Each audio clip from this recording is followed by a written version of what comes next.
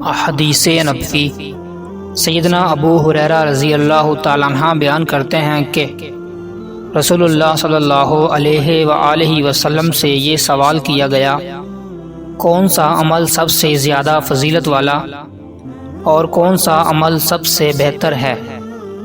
آپ صلی اللہ علیہ وآلہ وسلم نے فرمایا، اللہ تعالیٰ اور اس کے رسول پر ایمان لانا۔